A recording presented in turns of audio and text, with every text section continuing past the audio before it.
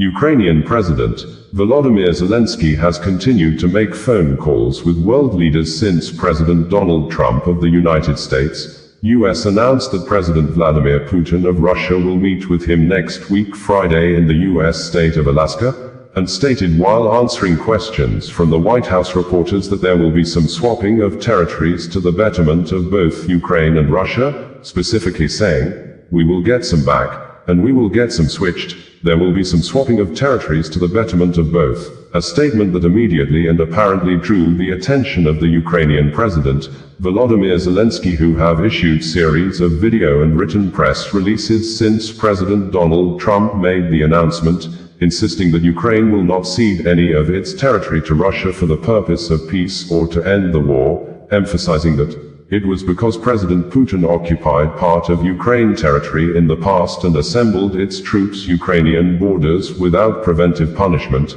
made him to start full-scale war with Ukraine since 2022, adding that the path to peace for Ukraine must be determined together with Ukraine.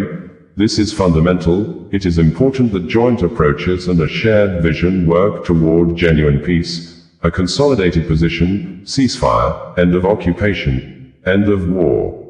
According to Trump, the highly anticipated meeting between myself, as President of the United States of America, and President Vladimir Putin, of Russia, will take place next Friday, August 15, 2025, in the great state of Alaska.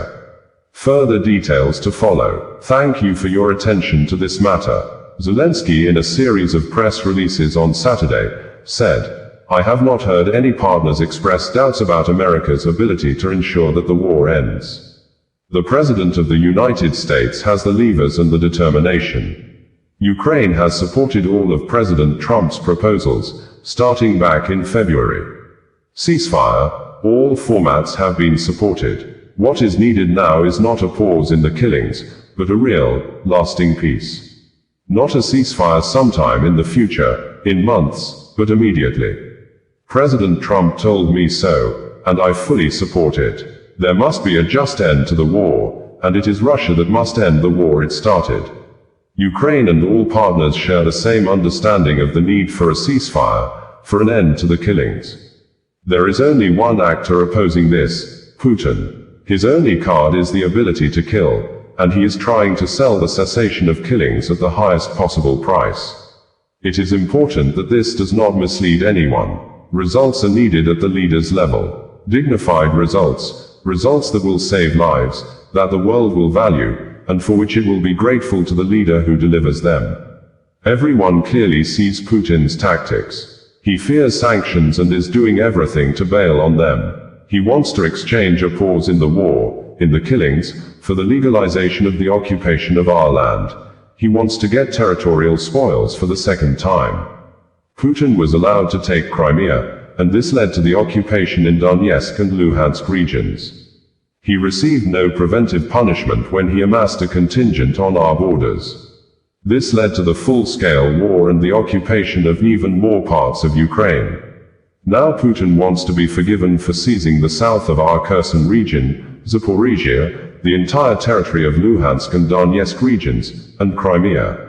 We will not allow this second attempt to partition Ukraine. Knowing Russia, where there is a second, there will be a third. That is why we stand firm, on clear Ukrainian positions. We must end the war with a dignified peace, based on a clear and reliable security architecture. Our partners are ready to help us with this. We have just had a report from our team in the UK, from Andriy Yermak. There were talks among the security representatives of the US and Europe, Ukraine, the US Vice President Vance, the UK, France, Germany, Italy, Finland, Poland. The meeting was constructive. The path to peace for Ukraine must be determined together with Ukraine. This is fundamental. It is important that joint approaches and a shared vision work toward genuine peace. A consolidated position, ceasefire, end of occupation, end of war. Ukraine is ready for real decisions that can bring peace. Any decisions that are against us, any decisions that are without Ukraine, are at the same time decisions against peace. They will not achieve anything. These are stillborn decisions. They are unworkable decisions, and we all need real and genuine peace. Peace that people will respect. President Trump announced preparations for his meeting with Putin in Alaska, very far away from this war, which is raging on our land, against our people, and which anyway can't be ended without us, without Ukraine. Putin did not believe in our people and therefore made the hopeless decision to try to take Ukraine. This was his main mistake, not taking Ukrainians into account. I believe in our people. Ukrainians are strong. Ukrainians defend what's theirs. Many in the world have sided with Ukraine during the war. Even those who are with Russia know that Russia is doing evil.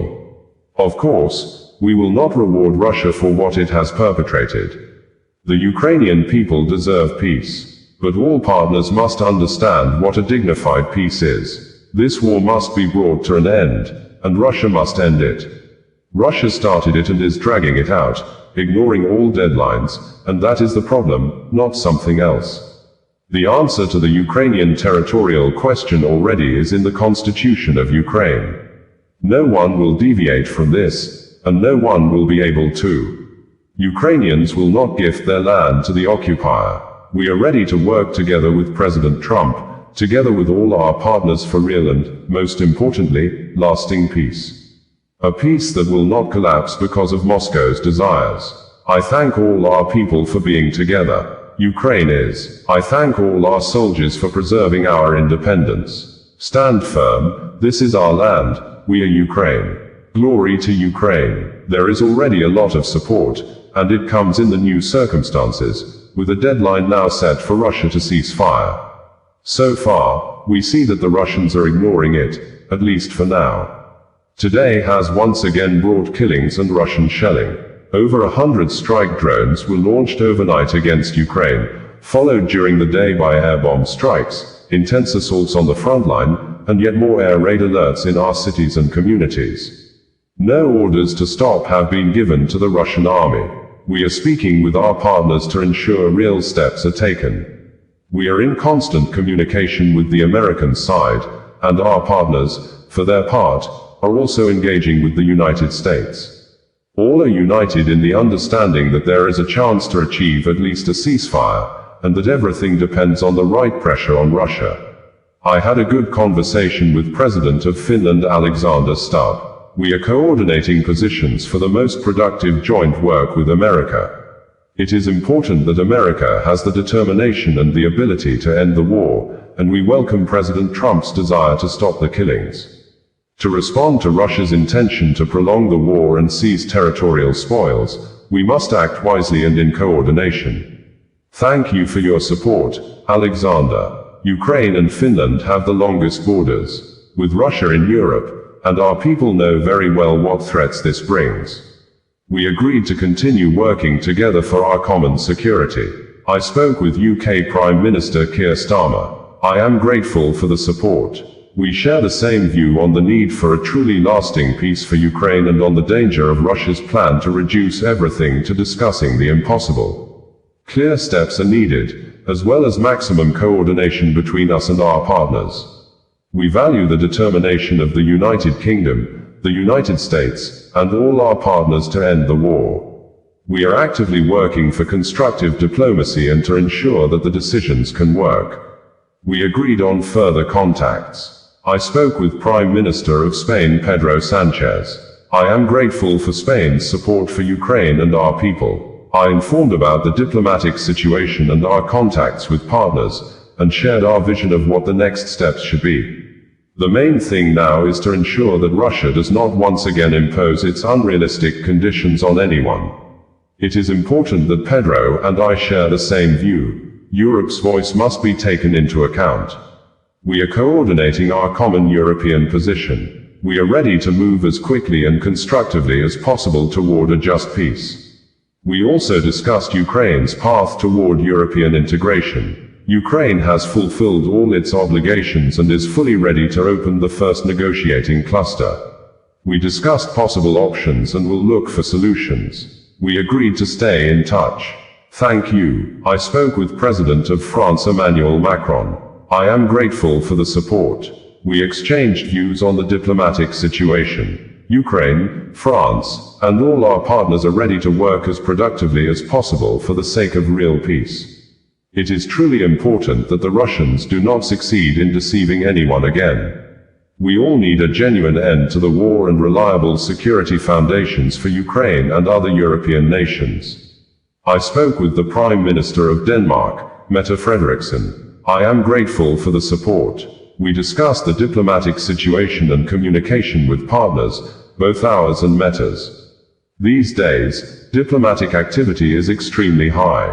However, we see no changes in Russia's position. The Russians still refuse to stop the killings, still invest in the war, and still push the idea of exchanging Ukrainian territory for Ukrainian territory, with consequences that guarantee nothing except more favorable positions for Russia to resume the war.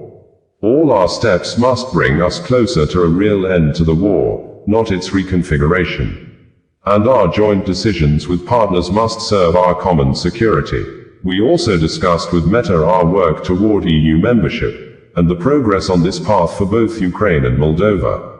We share the same view on the need for a fair approach and the fulfillment of commitments for Ukraine and Moldova together. Thank you.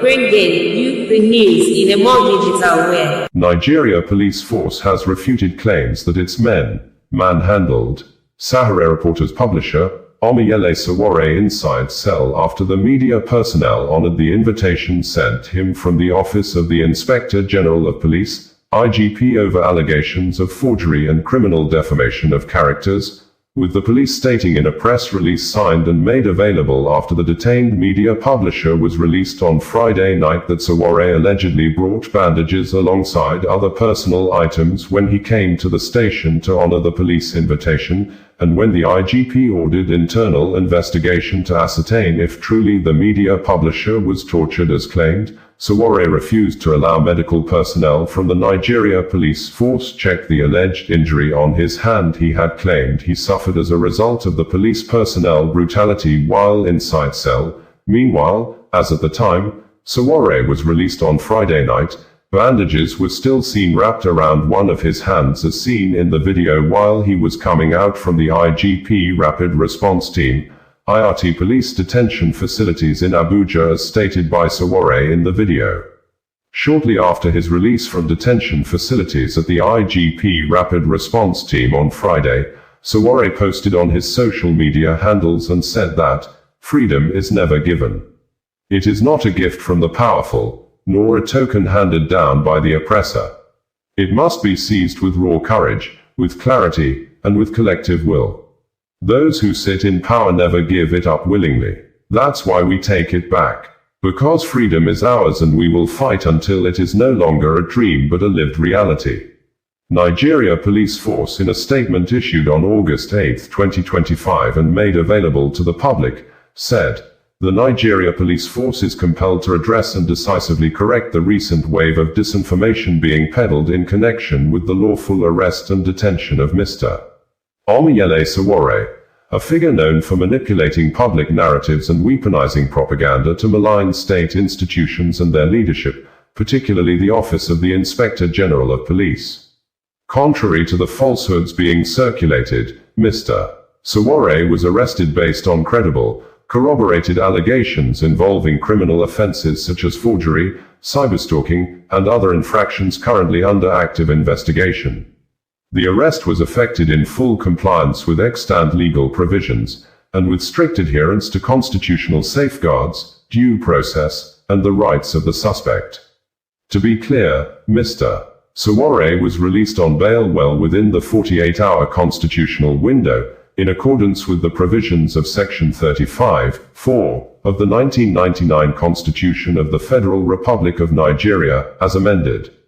He is fully aware of the nature of the allegations against him and has been duly informed of the charges.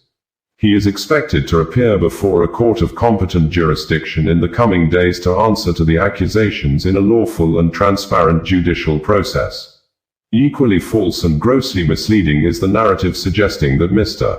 Sowore was tortured or subjected to any form of inhuman or degrading treatment while in custody. The Nigeria police force maintains a zero-tolerance policy for torture, in alignment with the provisions of the Anti-Torture Act, 2017, and in fulfillment of Nigeria's obligations under applicable international human rights instruments. The viral image of Mr. Sowore with a bandaged arm has been mischievously presented to mislead the public and stir unwarranted outrage. For the record, the bandage was part of his personal belongings at the time he honored the police's invitation, prior to his arrest and detention. In any case, upon receiving the report that Mr. Sowore was later seen wearing the bandage while in custody, the Inspector General of Police promptly ordered an internal investigation to ascertain how he had access to it during detention, particularly in light of his consistent refusal to undergo medical examination by the independent teams deployed by the police. This proactive step underscores the IGP's unwavering commitment to transparency, professionalism, and strict adherence to established custodial protocols. In the spirit of accountability and transparency, the force promptly responded to the claims of brutality by dispatching a medical team, led by the medical director of the Muhammadu Buhari Police Hospital, to conduct an independent examination on the 7th of August 2025. Mr. Sowore declined the evaluation. A second medical team, this time led by the force medical officer, was sent on the 8th of August 2025, and again, access was denied by the suspect. These refusals are officially documented. While the police respect the individual's right to decline medical assessment, the record must show that the opportunity for independent medical verification was twice provided and twice rejected. Furthermore, his continued detention is not arbitrary. It is anchored on a valid remand order issued by a competent court of jurisdiction. Every action taken by the Nigeria police force in this matter has been underpinned by legal authority, devoid of malice, bias, or political undertones. The force urges the media, civil society actors, and the public to exercise greater diligence, restraint, and professional responsibility in their reporting. Sensationalism, particularly when driven by those with personal vendettas against the police leadership, poses a clear risk to public trust and the integrity of ongoing investigations. The Nigeria police force reaffirms its unwavering commitment to the protection of human rights, respect for the rule of law, and the pursuit of justice without fear or favor. No individual, regardless of their status, influence, or social media reach, is above the law. Further updates on this matter will be provided as investigations proceed in accordance with due process. We had reported that the human rights activist and founder of Sahara Reporters News Network, Omiyele Sowore, has been reportedly manhandled on Thursday early morning inside police cell by officers from the Inspector General of Police, IGP Monitoring Unit, after the journalist honored the invitation sent him from the Office of the Inspector General of Police for a reason not stated, but the media personnel working with Omiyele Sowore in a statement on Thursday, made available through the verified personal social media handles of Sowore, said that the police presented 2 petitions against Sowore over alleged forgery and defamation of character, adding that some police officers from the IGP monitoring unit as early as 6 a.m. on Thursday entered Sowore's cell at the Force Intelligence Department in Abuja, with alleged pretense to take the media publisher to court, but when the journalist demanded to see the charges against him, he was allegedly handled roughly by a team of armed policemen. This, Barrister Adeyanju Deji petitioned the President of Nigeria, Bola Ahmed Tinubu, demanding the immediate dismissal of the IGP, Kayode Egbetoken, for allegedly abusing his office by thus using his high-ranking office in the Nigeria police force to settle personal scores, although the Nigeria police force has not reacted to these allegations, but the force in a press release on Thursday afternoon, apparently made statements in relation to the current matters involving the detained media publisher, Omiyele Sowore, by insisting and stating in the press statement that the recent promotions in the Nigeria police force was based on merit, and not selective, accusing an unnamed online platform of allegedly sponsoring deliberate falsehood to tarnish the image of the force, while also calling on officers and men of the force to desist from lobbying to get promoted, saying, The IGP has warned that any police personnel caught lobbying to get promotion will be made to face disciplinary action. Ladies and gentlemen, this is me here. Tonight I've just been released by the police. You know, we told them that you can't sustain this, but they hear word now. So I'm in front of the IRT, just been released from detention after 48 hours by the illegal IGP and his people. What I told them when they arrested me is the same thing they are now living with, the fact that we can't hold an idea whose time has come. But I want to thank every one of you out there who's worked very hard, stayed all this night up late, ensuring that they didn't get away with this crime against humanity. And I'm just very excited to let you know that now. Revolution! No! Revolution! No!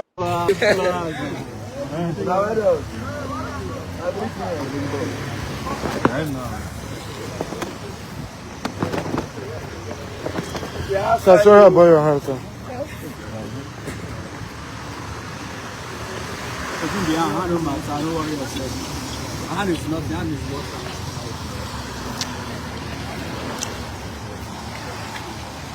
All right, guys. So we're going back to work. Aluta continues. Their father's father. Yep. You don't get who they fear for the full country. Yes, it's spite their hand, their papa. Yes, now. It's spite their hand, we are going on. We're going back to work, man. You know, okay. So we'll talk to you guys very much later in the evening after I will see a doctor now. But I want to thank our great lawyers, as you can see them. I thank my brother here. I'm the older brother, by the way.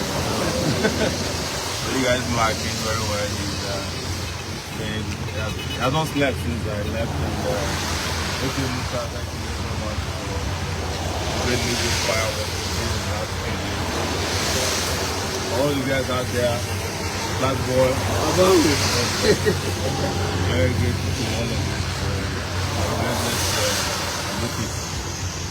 The revolution has just started. Yes, sir. Yes, there's not anybody can go there. An idea whose time How rich? So, we'll be talking to you much later, because I have to check the hands. Once in a while, they have to try us to see whether we are still the people we say we are. Yes. So when they try it and it doesn't work, then they capitulate. All right. So thank you, everybody. You know, today I'm going to give them a bit of a break. Atiku, thank you. I heard you issue a statement. Peter Obi, thank you. Deji, man, I don't know where you are. Everybody was talking about here, Deji Adeyon too. Very dark man, Babaye, Juwon, take it back, guys. Mama P. Oh, Mama P, yes. I've never met you, even though I've heard a lot about you, Abuja. I hope to meet you one of these days. I saw Wise Man in Lagos, Jamil, everybody that's seeking, yeah, you know, A3, and a crew that came all the way from Lagos. I think they came here for a purpose and found this and they joined them. And I have to also especially thank all those retired policemen that I saw today. They melted my heart. They came and fought this battle. We are together until the exit CPS, and all our police friends. We have already created a police movement, so they will hear from them very soon. So they will hear. But there's no time to take time, man. Revolution now. Femi. Oh, yes. Oh, Femi Falana. You know, how do you thank Femi Falana? Now we're a special broadcast now. Yes, Femi, thank you so much. And everyone, I know there's a lot of people I need to thank individually. I'll be calling you as soon as I have some time. But like I said, this is This wasn't even a vacation, it was part of the work. And we are going back to work. Thank you.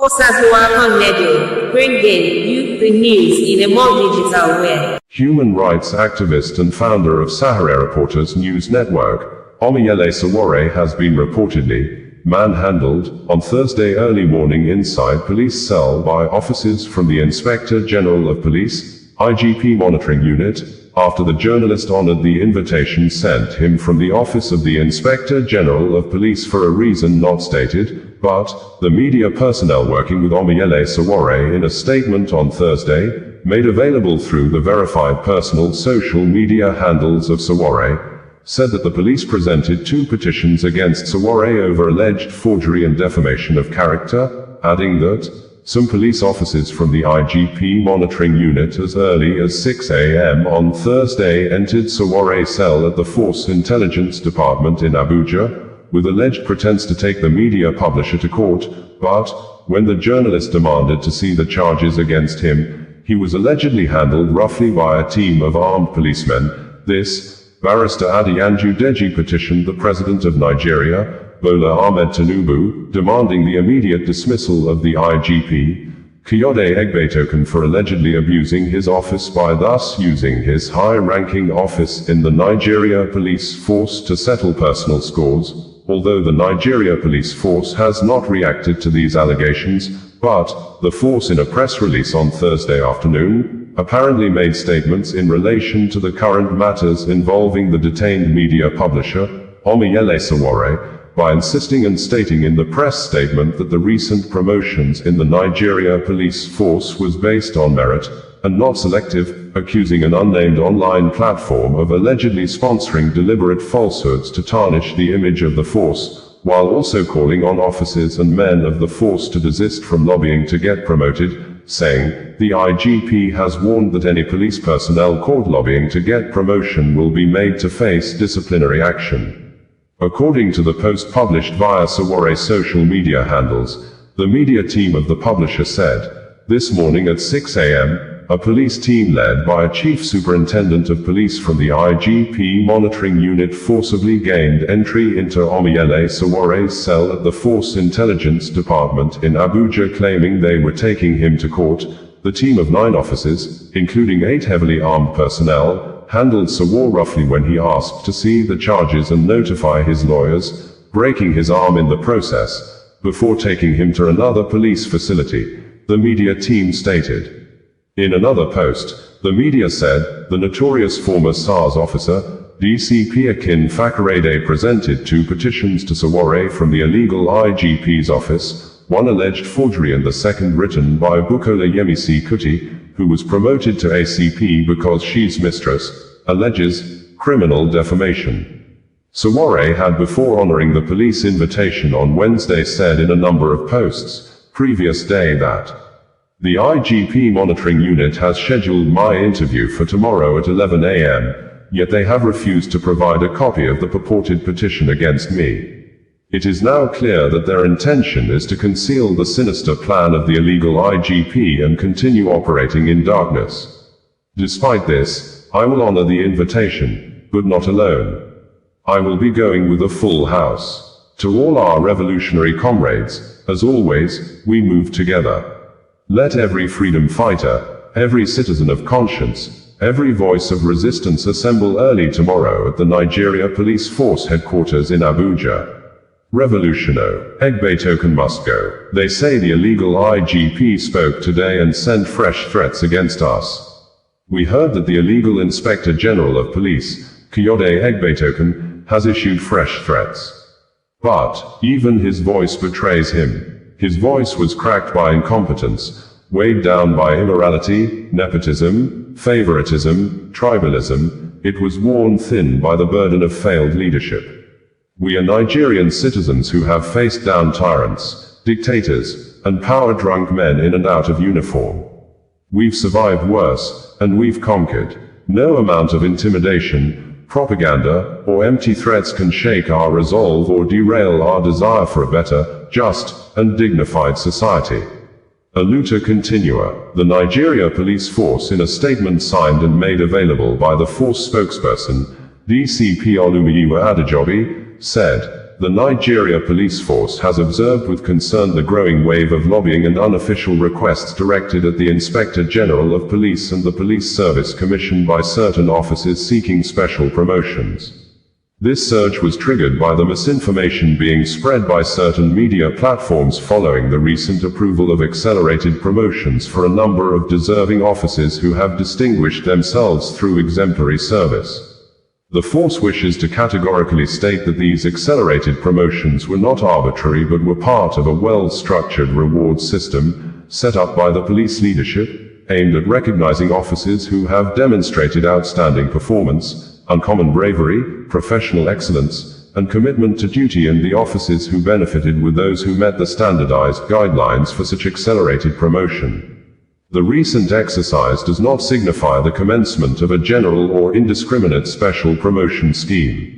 In light of recent misleading reports sponsored by a particular online platform suggesting that the police force has initiated arbitrary promotions, the Nigeria police force firmly cautions the public to disregard such falsehoods. These reports are baseless, misleading, and intended to undermine the integrity of the force's promotion process. The NPF remains committed to transparency, merit, and due process in all personnel decisions. Furthermore, officers are strongly cautioned against lobbying or attempting to influence the promotion process through unofficial means. Such conduct is unethical, undermines the principles of meritocracy and professionalism, and will attract severe disciplinary action in accordance with extant laws and regulations. The Nigeria police force reiterates its commitment to a promotion system anchored on integrity, verifiable merit, and honorable service to the nation. Officers and men are hereby urged to remain dedicated, maintain discipline, and continue to discharge their duties with pride and distinction, the police stated. Human rights lawyer, Barrister Adeyanju Deji, in a reaction to the photograph of Omolayé Soware's hand wrapped with bandages at the police detention facility, said, "Egbetoken, the most useless IGP in the history of Nigeria police, has ordered the detention of Sowore for criticizing his incompetent and favoritism promotions and other numerous infractions. How do you promote your personal staff arbitrarily just like that?" The Police Act 2020 and Regulation 367 of the Nigeria Police Regulations forbids a police officer from settling personal scores and vendetta via the instrumentalities of their officers, but Egbetoken is too shameless to care and continue to abuse his office. President Tinubu must sack him now. Egbetoken must go. In an open letter and petition to President Bola Ahmed Tinubu, Adeyanju Deji said, and in quotes, that, "Your Excellency, with utmost respect for the office you occupy, I write to draw your attention to the deepening rot within the Nigeria Police Force, NPF, which, if left unchecked, threatens to completely erode public trust and destroy the very institution meant to protect us all. Under the watch of the current Inspector General of Police, the force has become increasingly compromised by a pattern of conduct that has brought the institution into disrepute. The NPF has become personalized and weaponized, with growing reports of the force being used to settle personal scores and intimidate private citizens. The civic space has shrunk under a climate of fear. Peaceful expression, association, and lawful dissent are now treated with suspicion or outright hostility by an institution that should protect these freedoms. More disturbingly, the men and women who serve in the police force continue to operate under conditions that are nothing short of inhumane. Reports of nepotism, favoritism, and ethnic promotions above competence and institutional framework has become order of the day.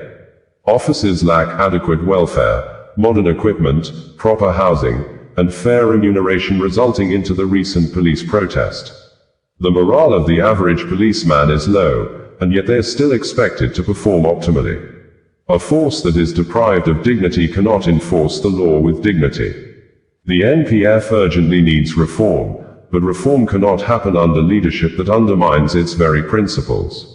It is in light of this that I respectfully urge you to act decisively by relieving the current Inspector General of Police of his duties and appointing a leader with a clear commitment to constitutional order and human rights.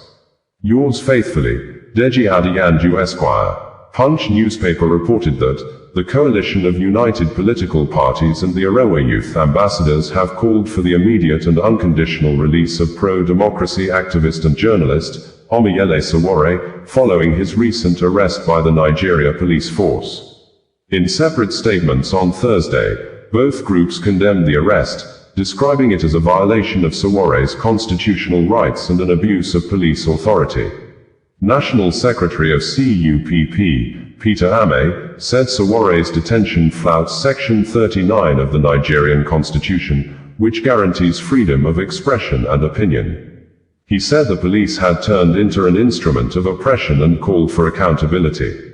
We strongly condemn the arrest of Omoyele Sowore by the Nigerian police, an act that flouts Section 39 of the Nigerian Constitution, which guarantees the fundamental right to freedom of expression, including the freedom to hold opinions and share ideas without interference.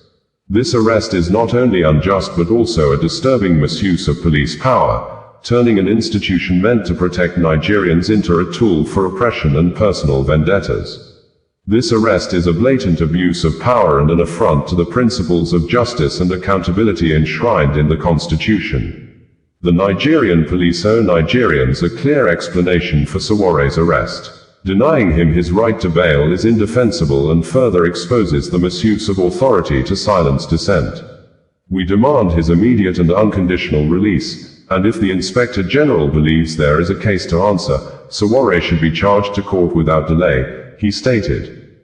The Arewa youth ambassadors, in a separate statement signed by their national coordinator, Yahaya Abdullahi, also condemned Sowore's continued detention and gave the federal authorities a 72-hour ultimatum to release him or face protests across the 19 northern states and the federal capital territory. The group said Sowore's arrest was part of a pattern of harassment, alleging that state institutions were being misused to suppress dissent. They warned that a continued clampdown on critics could erode democratic values and civic freedoms. In line with this, the Arewa youth ambassadors hereby issue a 72-hour ultimatum to the Nigerian authorities to release Sowore or face nationwide protests in all 19 northern states and the federal capital territory.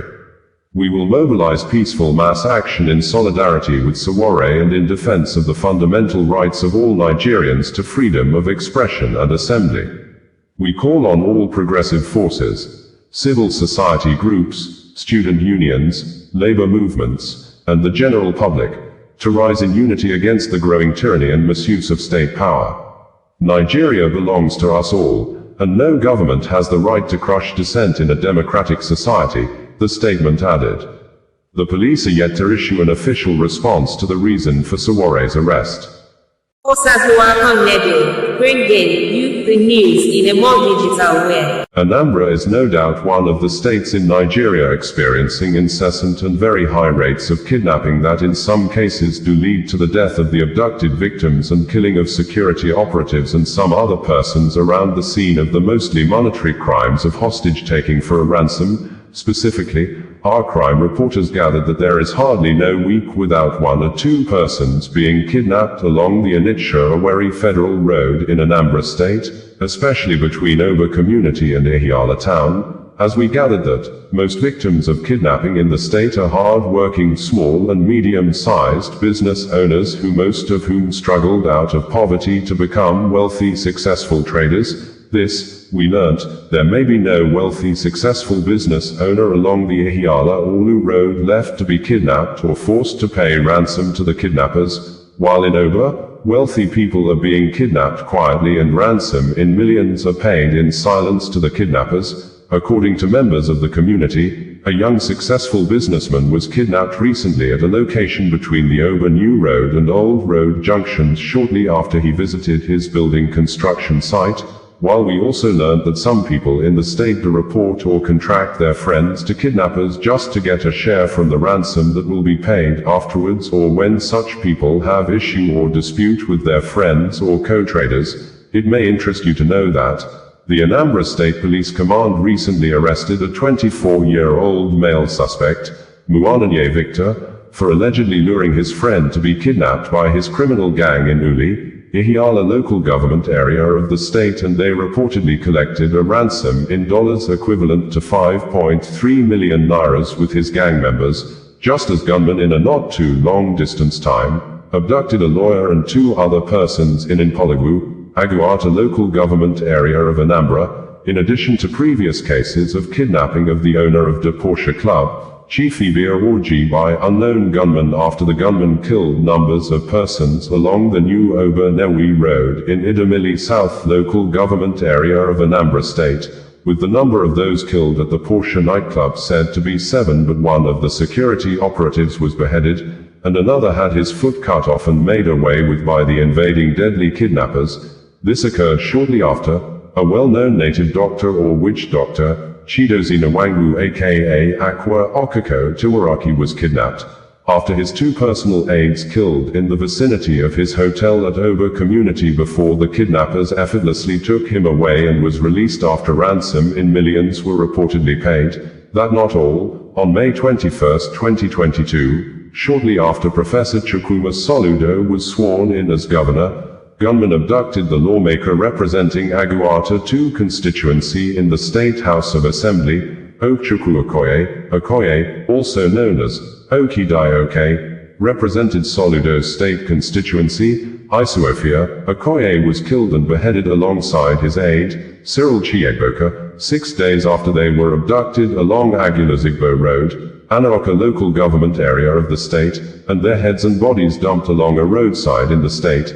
And in December 2024, another lawmaker in the State House of Assembly was kidnapped and killed, and the victim, the lifeless body of the member representing Onitsha North 1 constituency in the Anambra State House of Assembly, Justice Azuka, was found along the Second Niger Bridge, with Azuka's lifeless body, said to be already decomposing, was found by a joint team of security operatives 44 days after he was kidnapped on December 24, 2024. Along the Ugunarabankpo Road in Inland Town, Onitsha, while returning home for Christmas. And the most prominent among the incessant cases of kidnapping in the state is Martin's Onyekesi, well known as Fish Magnet. The kidnapping and subsequent killing of the young small business owner sparked protest and public awareness like never before, with a social right activist, Martin Zotz aka Veridakman, coming to the state earlier on Sunday and led a protest walk on Tuesday which was tagged Candlelight Procession March in honor of Fish Magnet, one of the most recent victims of the unabated deadly monetary kidnapping business apparently thriving in Anambra like some other states in Nigeria, with Veridakman saying during the protest that it may be right to say that kidnappers killed Fish Magnet, but the actual killers are the administrative failures of Professor Charles Chukwuma Soludo, the state governor, Senator Bola Ahmed Tinubu, the president of Nigeria, General Christopher Musa, the Nigeria Chief of Defense Staff, Kayode Egbetoken, the Inspector General of Police, and the local government area chairman or mayor, and accused them of incompetence in managing security matters in the state and the country at large,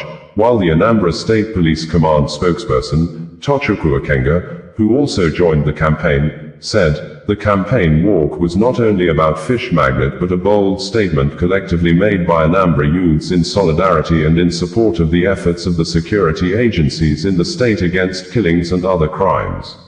After the protest, Veridakman stated in a post that, "I'm glad I found this online, and like I clearly said, Fish Magnet was killed by Chukwuma Charles Soludo. He was killed by President Bola Ahmed Tinubu. Ellipsis. Rest in peace my namesake, Martins Onyekesi Efesanachi. Dear at Fish Magnet, you sent me a DM and I didn't see it. Even if I had seen it I wouldn't have responded because I have other priorities and a lot of issues going on, and I always think people gift me things to have me advertise for them, so I don't accept gift. When I saw your post on Tunde Ednut page I actually commented something funny to let you know I saw it. You are gone now and I sincerely wish I had collected the fish from you. Ellipsis. I will like to also beg Nigerians to support his business so his legacy continues. It should not be a case where because he is no more and then people will stop the patronage. The office and business is still operating. Follow at Fish Magnet. They deliver nationwide. Lol, I finally did the advert for you and you won't even see it. Rest on King my namesake. Tochukwu Akenga, the Anambra State Police Command spokesperson, in a post, also said, it was a walk for peace, a stand against violent crime.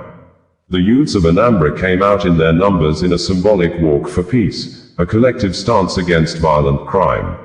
It was not just a march for Fish Magnet, it was a show of solidarity with the Nigeria police and other security agencies, a bold statement to condemn all forms of criminality. Together, they echoed a clear message: enough is enough. Criminals can no longer be allowed to terrorize Anambra State and the southeast region. The time has come for unity, vigilance, and community-driven action for a safer Anambra. Anambra State Association of Town Union, ASATU, Youth President, Comrade Kenekoli, as well as Anambra State Commissioner for Youth Development, Mr. Patrick Akamba, were also at the event, with almost all the protesters dressed in black and black, marched from Aroma Junction in the state capital to the fish magnet factory in Awka. The protest did not take place without an earlier warning issued against Volodymyr by the police. The Nigeria police force had in a statement said, the Commissioner of Police, Anambra State Command, CP Ikue Oratugu, FWCMNIPS PhD, has issued a stern warning to social media influencer, Mr. Martins Vincent Otts, popularly known as Volodymyr, cautioning him against making statements or taking actions capable of inciting tension or breaching public peace within the state. The CP noted the decision of the family of the late Mr. Afesinachi Onyekere, managing director of Fish Magnet Outlet, to publicly dissociate themselves from any proposed or ongoing candlelight procession or memorial gathering being organized in his name. They therefore pleaded that they should allow the family to grieve privately while trusting the authorities to do their work. The CP emphasized that Anambra State remains one of the most peaceful in the region due to the sustained efforts of the police and other security agencies, in collaboration with critical stakeholders. He stressed that no individual, regardless of social status, would be allowed to disrupt the existing peace and security architecture of the state. CP Oratugu urged residents and visitors alike to go about their lawful duties without fear, reaffirming the command's commitment to maintaining law and order. He further advised social media users and public figures to exercise restraint and avoid spreading misinformation or making inciting remarks. The command further warns that anyone found undermining public peace, either online or offline, will face the full weight of the law. We had reported that the Anambra State government under the leadership of Governor Charles Chukwuma Soludo has said that the state is currently in search of justice over the killing of a young and creative fish farmer, Martins Afesinachi Onyekere, well known by his business name as Fish Magnet, who was reportedly shot on the leg while being kidnapped on Sunday the 27th of July 2025, at his residence in Ezinifite village, Okpuno in Awka, the Anambra State capital. This, Dr. George Moghalu, the Labour Party candidate in the forthcoming governorship election in the state, said that Anambra State is no longer safe, adding that people are being killed, slaughtered for their families to bury in silence, while the state governor, Professor Charles Chukwuma Soludo, looks the other way, with no sympathy, condolence visit or statement. Specifically, Moghalu said, I must speak frankly, Anambra is no longer safe. Not even in the state capital, our people are being slaughtered, kidnapped, and buried in silence while the government looks the other way. This is not leadership, it is abandonment. Just recently, we lost over 10 lives in a ghastly accident at Amici, Newi South local government area, yet there was no statement, no condolence, not even a visit from the state government. Instead, we see street renamings and political endorsement rallies. Where is our conscience? Moghalu stated, while the former lawyer to Nnamdi Kanu, the detained Biafra agitation leader, Barrister Afeni Ejiofor, said the people of the state are currently romancing with crimes, hiding criminals, and painting absurd narratives on social media to glorify and justify the rising crimes in the state, saying, the most frightening part, the reckless energy our own people expend defending these killers. When you shield murderers because they are your kinsmen, you embolden them. When you justify kidnappings under the guise of ethnic pride, you leave the gates wide open for the real external aggressors, like armed herdsmen, whose invasion will come when we are weakest and most divided.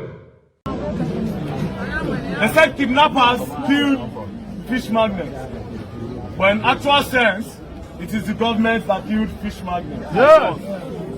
In actual sense, it is Charles Soludo that killed fish magnates. Yes. In actual sense, it is President Bola Ahmed Tinubu that killed fish magnates. In actual sense, it is the local government chairman that killed fish magnates. In actual sense, it is the IG of police that killed fish magnates. In actual sense, it is the chief of defense staff and the chief of army staff that killed fish magnates. Yes. Because we pay our tax. We pay our tax. 32,000. Anambra State. Nigeria is a very rich country. We have the money to have more policemen with more ammunition, more guns that can protect everybody. But for some reason, these people don't care. Your children are living abroad. You don't go to our schools. You don't use our hospitals. All your kids are outside. That's why you will never understand the insecurity that we face. They can never understand. I look at the faces of people here and I say, plenty of us go see die. Plenty of us go see die. The inevitability of death has not changed. Plenty of us go see die. And you know why? Because the government don't care. They don't care. They only care about their pockets and their own family. Their selfish interests. Make it make sense. They say na headsmen for how many years? Which headsman? Everybody keep quiet. They start for Jos. Everybody keep quiet. They enter Borno. Everybody keep quiet. They enter Kaduna, that's 3 states. Everybody keep quiet. They enter Taraba, say 4. Everybody keep quiet. They enter Benue, say 5. Everybody keep quiet. They enter Edo. 6. Everybody keep quiet. They enter Bayelsa. 7. Everybody keep quiet. They enter Anambra. 8. Everybody keep quiet. They enter Enugu. 9. Everybody keep quiet. They enter Imo State. 10. There's no place they know this. Everybody keep quiet. They enter Abia. 11. Everybody keep quiet. They enter Rivers State. 12. What have we done? Everybody keep quiet. They enter Ebonyi. 13. Everybody see the fight as we talk now. For how long? For how long? Say na like this people they gather every time. For how long? No! The government needs to do better. Yes! Please, government, we are begging you. President Bola Ahmed Tinubu, protect us. Governor Chukwuma Charles Soludo, protect us. Yes. The governor of Edo State, protect your people. The governor of Benue State, protect your people. Then they kill people, now they plan for election. By the time they kill all of us, we will know who go vote you. Very soon, there will be nobody to vote politician again. Because they will not kill everybody finish. Imagine killing over 200 people in one state. How many remain? Human being for Nigeria don't turn dogs. Human being for Nigeria don't turn cows. Chicken. Farmers go farm, they'll kill them. It's a problem. They beg me. A sadness, because we are supposed to gather because of happiness to celebrate. But it's so sad that we are gathered here today because of the demise of a young blood like every one of us, whose name is Fish Magnet. Fish Magnet is a victim of the incompetence of our security. Now, excuse you, let me explain. Right? Let me explain. Before I came here, let me just break down something. They actually wanted to stop this because they thought I am political. maybe I want to do politics for one person against this governor or against this government. But I don't care about politics. It's not my business.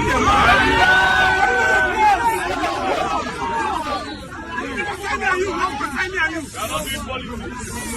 If person don't die, if security there, you not go gather here. If person security there, nobody will come here. A lot of things need to be done. So now, we are going to take a walk to Fish Magnet office to be a very easy walk. This walk, the reason for it is simple.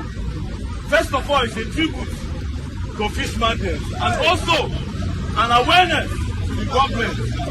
Some of us will be alive for years. You know this next month, if this guy can continue. Don't get resisted. Some of us for years, you know this next year. Don't talk. If you don't talk, don't think you are too precious. What happened to Fish Magnet? Some people say nothing happened to me in a lie. A lie. I have witnessed countless killings in my life. It's just quite unfortunate. Okay, thank you everyone. What we are seeing today is not only against Fish Magnet, but this is a collective will of Anambra, all the youth of Anambra, standing with the security agencies to make sure that the killings in Anambra is reduced to drastical level. And they are ready to work with the security agencies to provide information on issues that concern security. What you are seeing today is just a replica of the collective will of Anambra to make sure that the security is very, very stable in Anambra. Thank you. And as you can see, what is going on here, we are going to demonstrate our pains, how we feel. Bringing you the news in a more digital way. Ghana Minister of Defense, Edward Omain Boma, alongside 7 other top government officials and military personnel have been confirmed dead, after Ghana Armed Forces in a statement on Wednesday had declared the Z-9 military helicopter missing, stating, "The helicopter traveling from the nation capital in Accra to Obuasi in Ashanti region went off from radar at 9:12 a.m. with 3 crew members and 5 passengers on board." Others killed in the helicopter crash, as confirmed by the Office of the President of Ghana, include Dr. Alhaji Murtala Mohammed, MP for Tamale Central, Minister for Environment, Science and Technology, Alhaji Munaru Mohammed, Acting Deputy National Security Coordinator, Dr. Samuel Sarpong, Vice Chairman of the NDC, Samuel Aboagye, former parliamentary candidate, Squadron Leader Peter Bafemi Anala, Flying Officer Twumampadu, and Sergeant Ernest Ado Mensah. It was gathered that the military helicopter went down at Adansi Akrofam in the Ashanti region on Wednesday, for yet to be stated cause of the incident, as video footage showed the burnt beyond recognition bodies of those on board the aircraft. The aircraft was from Accra and heading for Obuasi and is currently off the radar. All efforts are being made to establish contact, the Ghana Armed Forces had stated in a statement earlier on Wednesday. The government of Ghana has directed that all national flags be flown at half-mast in honor of the late government top officials, Edward Omain Boma, Minister for Defense, and Ibrahim Murtala Mohammed, Minister for Environment, Science, Technology and Innovation, among others, who died in the military helicopter crash. According to local media, the fatal incident occurred on Wednesday, August 6th, in the Adansi Akrofam district of the Ashanti region, while the 2 ministers, along with 6 others, were en route to Obuasi for official duties. Announcing the directive, Chief of Staff Julius Debra expressed the government's deep sorrow regarding the loss of the 2 senior public officials and others on board the helicopter. The president is emotionally down. The vice president is leading a team to formally inform the families. Education Minister Haruna Idrisu told news reporters following the tragic helicopter crash that claimed the lives of top government officials, including the defense and environment ministers. While announcing the death of all passengers and crew members on board, the Ghana Chief of Staff, Julius Debra, said, on behalf of the President of the Republic, His Excellency, John Dramani Mahama, the Vice President, Professor Nana Jane Apoku Agumang, who is with us here, and the Government of Ghana, I have the unpleasant duty, sadly, to announce a national tragedy involving the crash of a military helicopter this morning around the Adansi area in the Ashanti region. Government regrets to announce the demise of the following persons in the tragic crash. Dr. Edward Kofi Omain Boma, Minister for Defense. Al-Haji, Dr. Ibrahim Matala Mohammed, MP, Minister for Environment, Science and Technology. Al-Haji Munaru Mohammed, Acting Deputy National Security Coordinator and former Minister for Food and Agriculture. Dr. Samuel Sarpong, Vice Chairman of the National Democratic Congress, and Samuel Aboagye, a former parliamentary candidate. Squadron Leader Peter Barthemi Anala, Flying Officer Manine Twumampadu, Sergeant Ernest Ado Mensah. The President and Government extend our condolences and sympathies to the families of our comrades and servicemen who died in service to the country. All flags are to fly at half-mast until further notice, Julius Debra, Chief of Staff stated in a press briefing. Good afternoon. On behalf of the President of the Republic, His Excellency John Dramani Mahama, the Vice President, Professor Nana Jane Opoku-Agyeman, who is with us here, and the government of Ghana, I have the unpleasant duty, sadly, to announce a national tragedy involving the crash of a military helicopter this morning around the Adansi area in Ashanti region. Government regrets to announce the demise of the following persons in the tragic crash. Dr. Edward Kofi Omain Boma, Minister for Defense. Alhaji Dr. Ibrahim Matala Mohammed, MP, Minister for Environment, Science and Technology. Alhaji Muniru Mohammed Lemonad, Acting Deputy National Security Coordinator and former Minister for Food and Agriculture. Dr. Samuel Sarpong, Vice Chairman of the National Democratic Congress, and Mr. Samuel Aboagye, a former parliamentary candidate. Squadron Leader Peter Barthemi Anala, Flying Officer Manine Twumampadu, and Sergeant Ernest Ado Mensah.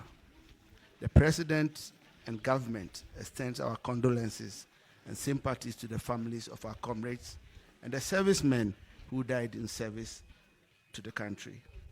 All flags are to fly at half-mast until further notice. Thank you. Bringing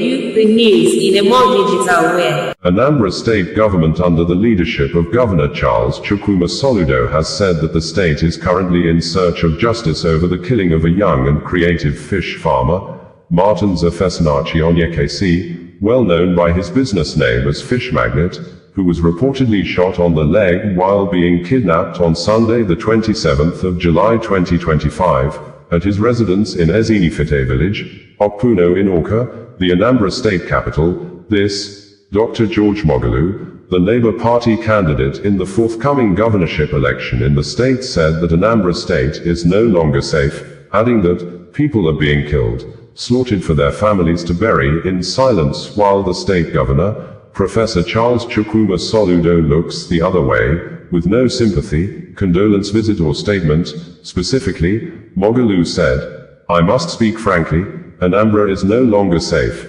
not even in the state capital. Our people are being slaughtered, kidnapped, and buried in silence while the government looks the other way.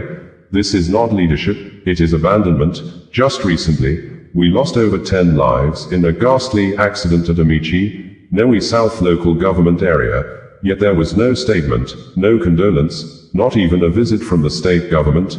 Instead, we see street renamings and political endorsement rallies. Where is our conscience? Moghalu stated, while the former lawyer to Nnamdi Kanu, the detained Biafra agitation leader, Barrister Afeni Ejiofor, said the people of the state are currently romancing with crimes, hiding criminals, and painting absurd narratives on social media to glorify and justify the rising crimes in the state, saying, "The most frightening part, the reckless energy our own people expend defending these killers. When you shield murderers because they are your kinsmen, you embolden them. When you justify kidnappings under the guise of ethnic pride, you leave the gates wide open for the real external aggressors, like armed herdsmen, whose invasion will come when we are weakest and most divided." Anambra State Commissioner for Information, Law Mefa made the government position known on Sunday after he led other government officials on a condolence visit to the bereaved mother of the victim, who happened to be the woman leader of the Anambra State All Progressives Grand Alliance, APGA, Mrs. Esther Onyekesi. According to Punch newspaper, Onyekere, a son of the woman leader of the Anambra State All Progressives Grand Alliance, was abducted by gunmen at his residence in Ezinified Community, Okpuno, Awka South local government area of Anambra State, in a late-night attack on Saturday, July 26, and was subsequently killed. In a press statement released on Sunday, the State Commissioner for Information, Law Mefa, sympathized with the deceased's family, assuring them that the state government is in search of justice while sustaining and strengthening security in the state. Mefa, who maintained that such a development is an affront to the Professor Chukwuma Soludo government's new security architecture, also expressed delight that the police are on the heels of the perpetrators. The commissioner was quoted as having stated this when he paid a condolence visit to the woman leader of the Anambra State APGA, Esther Onyekesi, according to the statement. The statement read in part, the Anambra State Commissioner for Information, Dr. Law Mefa, recently paid a condolence visit to the woman leader of the Anambra State All Progressives Grand Alliance, Mrs. Esther Onyekesi, whose only son, Martin Ofesinachi Onyekesi, a prominent fish dealer in the state popularly known as Fish Magnet, was kidnapped and murdered recently in Anambra State. Mefa, who described the fish dealer's death as dastardly and heart-wrenching, sympathized with the deceased's mother, assuring her that the state government is with her in search of justice while sustaining and strengthening security in Anambra State. He maintained that such a death is an affront to the solution government's new security architecture and expressed happiness that the police are on the heels of the perpetrators and have issued a statement on the matter after recovering the vehicle in which they drove him away, adding that nobody can commit such a dastardly act in Anambra State and get away with it. So may his soul rest in peace. We'll fight and get him justice. The mother will get justice, the family will get justice, and Anambra will get justice. It's a very painful loss for all of us, and the government is always challenged when things like this happen because it's an affront to the new security architecture put in place by the solution government, led by Professor Chukwuma Soludo. The commissioner said security in Anambra has significantly improved since Soludo launched a new security architecture on February 18, 2025. He noted that troubled areas are now receiving proper attention and that anyone causing unrest must now face the government's security outfits, Haganekemba and Operation Udoga Achi. And whoever is constituting a security challenge in Anambra now knows that they have the government's new security outfits, Haganekemba and Operation Udoga Achi, to contend with, the statement read. Also on the condolence visit, along with the commissioner, was the chairman of the Newi South local government area, Van George Aziogidi. Meanwhile, the Anambra State Police Command of the Nigeria Police Force had said a joint security operatives recovered the victim's vehicle which the assailants used to escape the scene. In a statement, the police said, the Commissioner of Police, CP Ikyoe Oratugu, FWC, MNIPS, PhD, has directed all tactical and intelligence units to redouble their efforts in tracking down the armed men responsible for the abduction and subsequent killing of Mr. Ofesinachi Onyekere, the managing director of Fish Magnet Outlet, who was attacked in the evening of the 27th of July 2025, at his residence in Ezinifite village, Okpuno, Awka. This directive follows the recovery of the victim's navy blue Toyota Corolla, along Akulu, Igbariam Road by the joint security team comprising of Anambra vigilante operatives and the police. Preliminary investigations revealed that the assailants had trailed the victim before launching the violent attack, during which the deceased was shot in the leg and forcibly taken away. He was later found lifeless, sparking public outrage and deep concern among residents of Awka. The CP, while condemning the killing, assured that the criminal elements behind this cowardly act will be brought to book. He further stated that the police owe it to the family, the people of Anambra, and the memory of the deceased to ensure that those responsible face the full weight of the law. Further developments would be communicated accordingly. SP Tochukwu Akenga, Police Public Relations Officer, Anambra State Police Command stated in a press release on Wednesday. Labour Party governorship candidate, Dr. George Moghalu said, "My heart is heavy. I received, with deep sorrow, the devastating news of the brutal murder of Mr. Martin Onyekesi, the only son of Mrs. Esther Onyekesi, the Anambra State woman leader of the All Progressives Grand Alliance, APGA. Martin was a promising young man, an industrious fish farmer in his 20s, whose life was cut short in a most cruel and senseless manner. Abducted from his family home in Orca, shot in the leg, and later found dead despite ransom being paid. This is not just a family's tragedy. It is a painful reminder that our dear state is in crisis. My thoughts and prayers are with Mrs. Onyekesi and her entire family in this moment of unimaginable grief. No parent should ever have to bury a child, especially under such horrifying circumstances. I must speak frankly. Anambra is no longer safe. Not even in the state capital. Our people are being slaughtered, kidnapped, and buried in silence while the government looks the other way. This is not leadership, it is abandonment. Just recently, we lost over 10 lives in a ghastly accident at Amici, Noe South local government area, yet there was no statement, no condolence, not even a visit from the state government. Instead, we see street renamings and political endorsement rallies. Where is our conscience? This is not about political party. This is about human life. This is about the safety of our people, our mothers, our fathers, our children. As a father and a fellow Anambrarian, I feel this pain personally. As a leader, I cannot keep quiet. We must return empathy to governance. We must put humanity before politics. The Anambra of our dreams cannot be built on propaganda, silence, and indifference. It must be founded on compassion, courage, and the resolve to act, especially when it matters most. May the soul of young Martin Onyekesi find rest, and may his death not be in vain. Dr. George Moghalu, Labour Party governorship candidate in Anambra State, stated this on Friday, August 1, 2025. Former lawyer to Nnamdi Kanu, the detained leader of the indigenous people of Biafra, IPOB, Barrister Afenyi Ejiofor, in a statement said, "The brutal abduction and subsequent killing of Afesinachi Onyekwelu, popularly known as Fish Magnate, in Orca, Anambra State, is yet another chilling reminder that our homeland is bleeding, and we are running out of time to act." Just last week, social media was awash with heart-wrenching reports of how this promising young man was kidnapped in his own home at Ezinifite community, Okuno, Orca South local government area, during a late-night invasion by gunmen. He was whisked away and later gruesomely murdered, despite an undisclosed ransom being paid. The most devastating part, Afesinachi was the only son of his family. One life brutally snuffed out, a family shattered beyond repair, and a community thrown into mourning. I condemn this dastardly act in the strongest possible terms.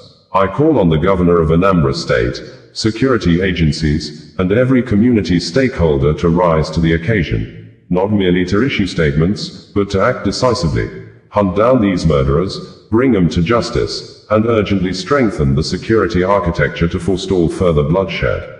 But let us not deceive ourselves, this is more than an isolated tragedy. It is a symptom of a larger, deadlier disease that is eating deep into the soul of Ala Igbo. A disturbing trend where crime is romanticized, killers are shielded, and absurd conspiracy theories are peddled on social media to justify barbarity. Some people, hiding behind faceless accounts, shamelessly defend these murderers. Others spin reckless narratives, like the laughable claim that the gunmen who killed over 20 innocent souls in Arundizorogu were Fulani herdsmen who mastered Igbo language. What a tragic delusion. Must death knock at your door before you accept reality? And then there is the digital complicity, the growing chorus of voices online excusing or minimizing the bloodbath ravaging Imo State and other parts of the southeast. Many victims remain silent, paralyzed by fear, while some communities, particularly in the Okigwe axis, have literally been conquered by criminal gangs who now dictate life and death within the domains.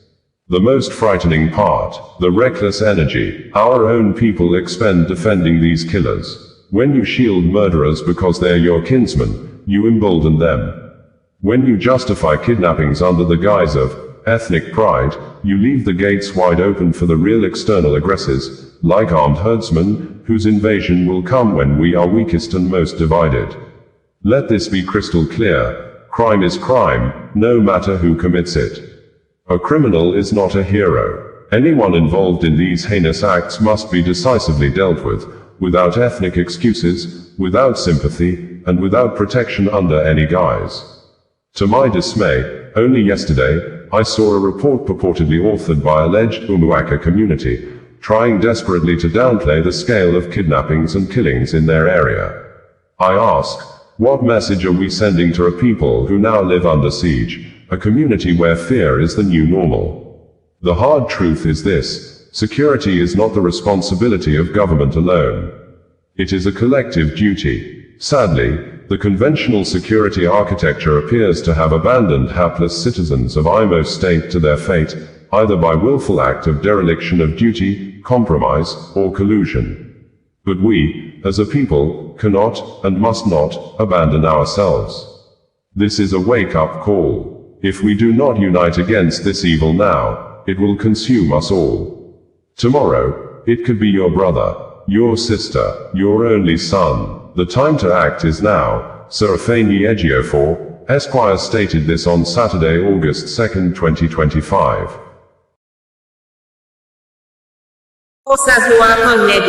Bringing you the news in a more digital way. Nigeria President Bola Ahmed Tinubu has called on online content creators to create jobs for others, saying, "The digital media is now a central driver of economic growth," while emphasizing that the youths are no longer waiting to be invited into the future, that they are already building the future.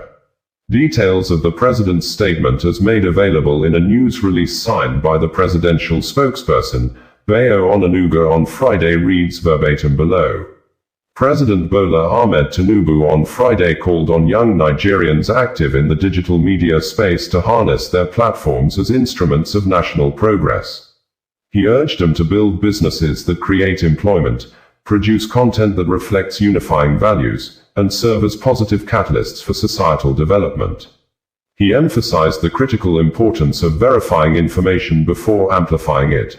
At the opening of the Progressives Digital Media Summit, themed, "Unveiling the Critical Role of New Media in National Development," President Tinubu said, "Your generation has recognized this moment. You are using digital tools to innovate, educate, and demand accountability. But as your influence grows, so must our collective sense of purpose and responsibility. I urge you to continue using digital platforms to advance our nation's progress. Build businesses that employ others. Create content that uplifts and unites. Use your influence to foster unity, not division." He commended the creativity and resilience of Nigeria's youth as he described digital media as a driving force of economic and social transformation. "It is no longer merely an accessory to life," he said. "From developing innovative platforms to building vibrant online communities, you are demonstrating the determination that is redefining what is possible for this country. You are not waiting for the future, you are building it." Digital media is now a central driver of economic growth, civic engagement, and social change. It broadens representation for those previously unheard. The president said his administration is committed to supporting digital innovation through the National Digital Innovation Fund and policies that promote a thriving startup ecosystem. However, he warned practitioners to remain vigilant against disinformation and cyber threats. Chief of Staff to the President, Femi Gbajabiamila, praised digital media practitioners who have consistently stood up for Nigeria and projected the nation positively on the global stage. "You are the vanguard of a reborn Nigeria, determined to reach for the stars." Under President Tinubu's leadership, our nation has begun its long-delayed march toward greatness. "The road may be challenging, but it is necessary," he stated. In a goodwill message, the Special Advisor to the President on Information and Strategy, Bayo Onanuga, highlighted the significance of the summit. He noted that lessons from recent elections in countries like the US and Germany underscore how digital media have become crucial battlegrounds, beyond mere entertainment, for shaping poll outcomes. However, social media is not a fair battleground. As a public square, it is often chaotic and unregulated. Users frequently disregard rules. Divisive content is rampant. Deepfakes and AI-generated content are increasingly used against political opponents. Posts are driven by clicks, not truth or accuracy. Misinformation spreads 5 times faster than official corrections. Onanuga observed. He expressed optimism that the summit would address these challenges, focusing on strategies to combat fake news and misinformation. The summit convener, Shegan Dada, Special Assistant to the President on New Media, emphasized that in less than a decade, digital media has evolved from a tool of personal connection into a powerful engine for communication, innovation, and influence. He stressed the importance of harnessing this force for the good of Nigeria while managing inherent risks such as privacy concerns and threats to social cohesion. It is a privilege to address you at this important digital media summit. The theme of this gathering, unveiling the central role of new media in national development, captures the spirit of our times and that of our nation. Across Nigeria, we are witnessing a surge of creativity and ambition as young Nigerians harness digital media to share their voices and shape our society. From developing new platforms to building vibrant online communities, you are demonstrating ingenuity and a commitment to progress that is redefining what is possible for this country. You are that possibility. You are not waiting to be invited into the future. You are building the future.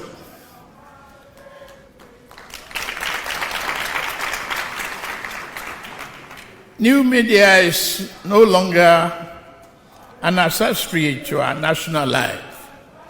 It is fast becoming a central driver of economic growth, civic engagement, and social change. It is creating opportunities for millions of young people, reducing conventional barriers to participation in politics, and enabling broader representation of those who would previously have gone unheard. Your generation has understood this moment. You are using digital tools to innovate, to educate, and to demand accountability. But as this influence grows, so too must our collective sense of purpose and responsibility.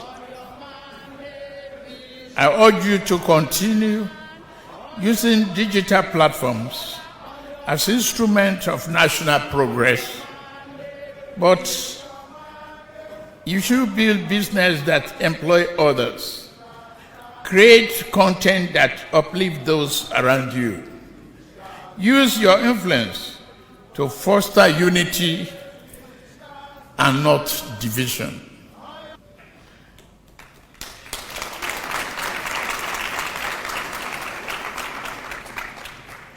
We are in a world where disinformation spread easily. Verify before you amplify, please. Let the digital space reflect the value that binds us together as a people. Honestly, compassionate, discipline, and patriotism. Patriotism is not about slogans and political theater. It is about what we contribute to the common good.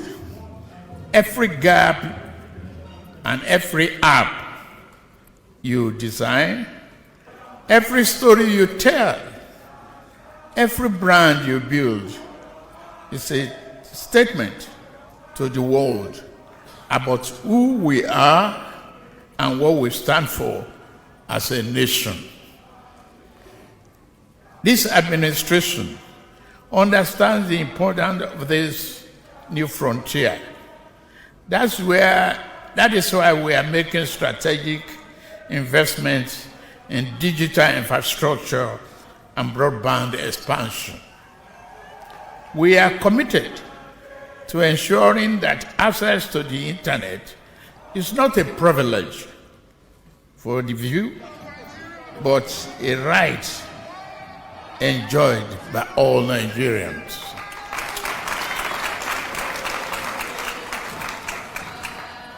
We are also supporting innovation through the National Digital Innovation Fund and nurturing the startup ecosystem with policies that promote growth and reduce unnecessary regulation.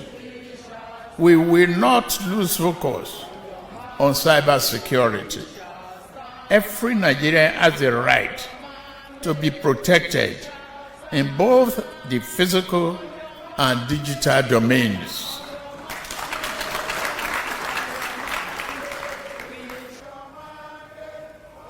And you are the young people of this country. You remain most important, the most important investment. You are of a nation. Your ideas, your energy, and your commitment to national development are among Nigerians' greatest assets. So I challenge you to use your platforms not only for self-expression, anger,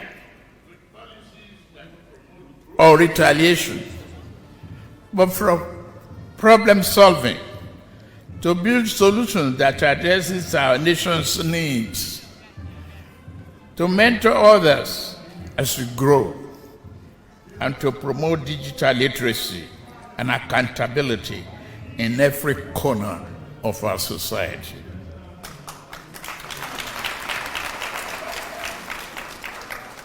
Let your leadership be defined by integrity. Let your digital footprint reflect the best of our nation.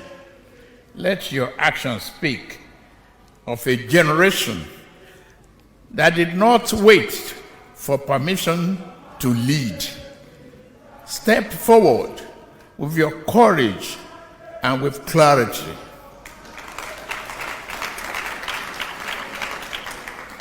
Nigeria's path to prosperity will be shaped by many forces. Make yours inclusive and relevant. But none will be more positive than the choices made by those who dare to imagine and who possesses the skill to build. Just imagine the Vaghorns, our great female footballers.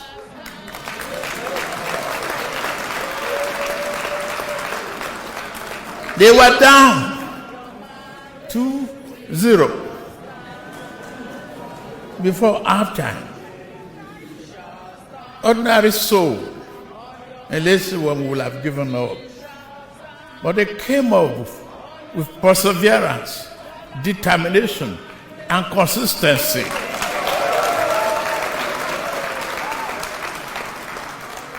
To bring the glory to the entire nation. So let us move forward together like they did.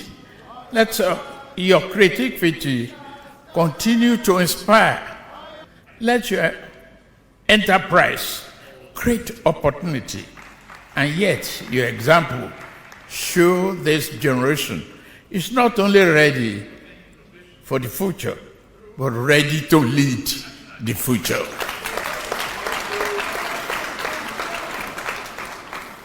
I pray May your work be guided by wisdom. May your voices will lift others. And may your generation be remembered not just for its potential, for the full achievements of the reality of our time. God bless you all.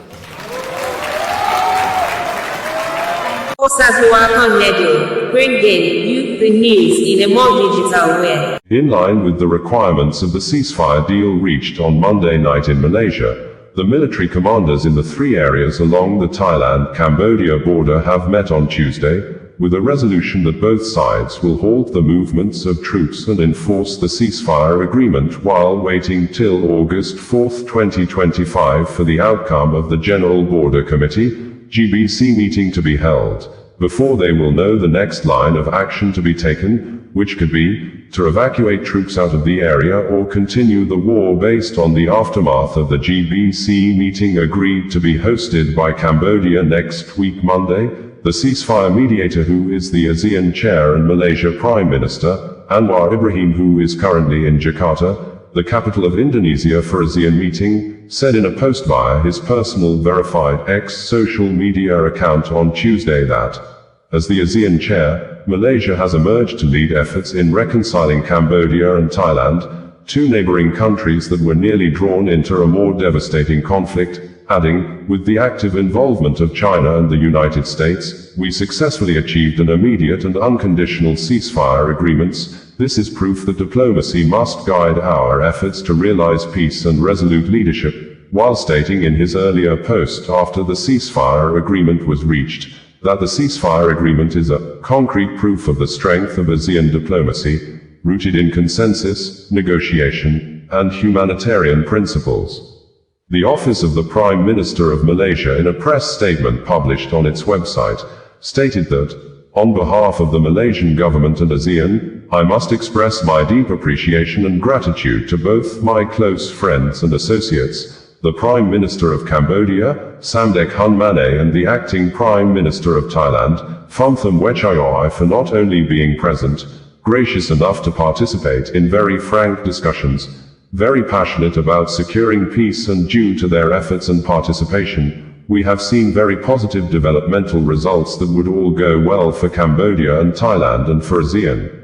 The government of Malaysia, Cambodia and Thailand issue this joint press release following the special meeting chaired, hosted and witnessed by Prime Minister Anwar Ibrahim in Putrajaya and participated by Cambodia's Prime Minister Samdech Mohabawatipadai Hun Mane and Thailand's Acting Prime Minister Phumtham Wechayoi, and co-organized by the United States of America with the active participation of the People's Republic of China, to promote a peaceful resolution to the ongoing situation. PM Hun Mane and Acting PM Phumtham Wechayoi have expressed the positions and willingness for immediate ceasefire and return to normalcy. The United States President, Donald J. Trump, has been in contact with the leaders of both countries, urging the leaders to find peaceful solution to the conflict. The Chinese side has kept close contact with Cambodia, Thailand, Malaysia, and relevant countries, to actively promote dialogue, ceasefire, and restoring peace. The presence and collaboration of all parties underscore a shared commitment to peace, dialogue, and regional stability. Both Cambodia and Thailand reached a common understanding, as follows: an immediate and unconditional ceasefire, with effect from 2400 hours, local time, midnight on the 28th of July 2025, tonight. This is a vital first step towards de-escalation and the restoration of peace and security. To convene informal meeting of regional commanders, Regional Military 1 and 2 on the Thai side and Regional Military 4 and 5 of the Cambodian side, at 7 o'clock hours on the 29th of July 2025, which means tomorrow morning, and followed by meeting with the defense attaches led by the chair of ASEAN, if both sides agreed, and to convene a meeting of the General Border Committee, GBC, on the 4th of August 2025, to be hosted by Cambodia. As the current chair of ASEAN, Malaysia stands ready to coordinate and observe a team to verify and ensure its implementation. Malaysia will also consult with fellow ASEAN member states to participate in the observation effort. Reflecting a regional commitment to supporting peace on the ground, both sides also agreed to resume direct communications between both prime ministers, foreign ministers and defense ministers. The foreign ministers and defense ministers of Malaysia, Cambodia and Thailand have been instructed to develop a detailed mechanism for the implementation, verification and reporting of the ceasefire. This mechanism will serve as a foundation for sustained peace and accountability. The meeting reaffirms the shared resolve of Malaysia, Cambodia and Thailand to uphold the principles of international law, peaceful coexistence and multilateral cooperation in the pursuit of a just and lasting resolution to the situation. Thank you. May I invite now Prime Minister Hun Mane, Cambodia Prime Minister Samdech Mohabor Tipade Hun Mane. Thank you, Prime Minister Anwar. Excellency Prime Minister of Malaysia and rotating chair of ASEANS, Acting Prime Minister of Thailand Phumtham Wechayai, Excellencies, ladies and gentlemen. Today we have a very good meeting and very good results that hope to stop immediately the fighting that have caused many life loss, injuries and also caused a lot of displacement of people. We have about a total of 300,000 both sides of refugees, 140,000 on Cambodian side, 160,000 on Thailand side. We hope that the solutions that Prime Minister Anwar just announced will set a condition for moving forward for our bilateral discussion to return to normalcies of the relationship and as a foundation for future de-escalation of forces. In this sense, I'd like to express my thanks to Prime Minister of Malaysia, Anwar Ibrahim, for hosting this urgent and timely meeting, as well as his effort and personal initiative to mediate an immediate ceasefire between Cambodia and Thailand on 24 of July 2025. I also extended my deep appreciation to President Donald Trump for his decisive mediation on the 26th of July 2025. Cambodia values the effort of the United States and thanks its government for organizing this crucial meeting in support of peace. I wish also to thank the government of China for Republic of China for their effort and also participating in this process in order to achieve the outcome, the positive outcome that we have today.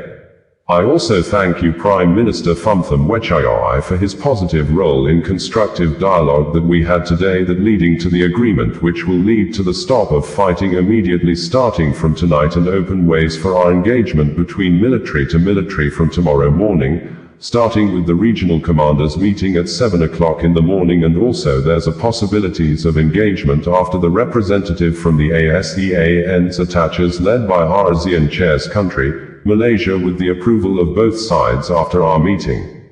And also we will have the GBC meeting between led by the Ministers of Defense, which will set a good platform for more discussion to return to normalcies. So I have once again appreciated the outcome, and we hope that, and I confidently believe that the result that we have today will provide a lot of opportunities for hundreds of thousands of people on both sides to return to normalcy and the stop of fighting between our two countries, and the time to start rebuilding trust and confidence and cooperation going forward between Cambodia and Thailand. And thank you again, Prime Minister Anwar. Thank you, Prime Minister Phumtham, who has been here and very supportive. I invite you Phumtham Wechayai to then say a few words. Acting Prime Minister of Thailand Phumtham Wechayai.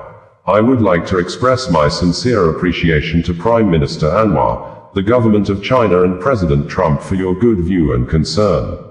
Today's outcome reflects Thailand's desire for peaceful resolution, while continuing to protect our sovereignty and the life of our people. We agree to ceasefire with assurance measure that it will be carried out successfully in good faith by both sides. Thank you very much. The press statement made available by the Office of the Prime Minister of Malaysia ends in quotes. Royal Thai Army, in a number of press releases between Monday and Tuesday, said that commanders of military units in all three Thai-Cambodia border areas mutually agree on a ceasefire and prohibition of troop movements while awaiting the GBC meeting on the 4th of August 2025. Major General Wintai Subari, Army spokesperson, revealed the results of the meeting and discussions between military unit commanders in the Thai-Cambodia border areas held today, the 29th of July 2025, at 10 a.m. in all three areas as follows. The meeting and discussions between the 1st Army Area and Cambodian Military Region 5 were held at the Klong Luek Permanent Border Crossing, Aranyaprathet District, Sa Kaeo Province, led by the Commanding General of the 1st Army Area. Both sides agreed to refrain from troop movements to avoid suspicion while awaiting the results of the GBC meeting on the 4th of August 2025, and to allow leaders at each level to communicate directly when necessary. The meeting and discussions between the 2nd Army Area and Cambodian Military Region 4 were held at the Chong Jom Border Crossing, Kap Chong District, Surin Province, led by the Commanding General of the 2nd Army Area. The discussion points included immediate cessation of firing, prohibition of using force or weapons against civilians, refraining from reinforcing troops and prohibiting troop movements that may cause misunderstanding, as well as facilitating the return of wounded and deceased from the clashes. Both sides mutually agreed and established area-level coordination teams to jointly resolve immediate problems and prevent recurrence. The meeting and discussions between the Chanthaburi and Trat Border Defense Command, CTBDC, and Cambodian Military Region 3 conducted through the online system, led by the commander of the Chanthaburi and Trat Border Defense Command. The meeting conclusions were in line with those in the 1st Army Area. Additionally, the Army spokesperson stated that the situation along the border has successfully maintained a ceasefire since before the meetings in all three areas. Major General Wintai Suveri, Army spokesperson, revealed that, on the 29th of July 2025, at 10:30 a.m., regarding the meetings and discussions between area-level military unit commanders of both countries, it has been reported that the areas under the responsibility of the 1st Army Area, namely Barafa Task Force and the Chanthaburi and Trat Border Defense Command, CTBDC, have successfully conducted meetings with the Cambodian side.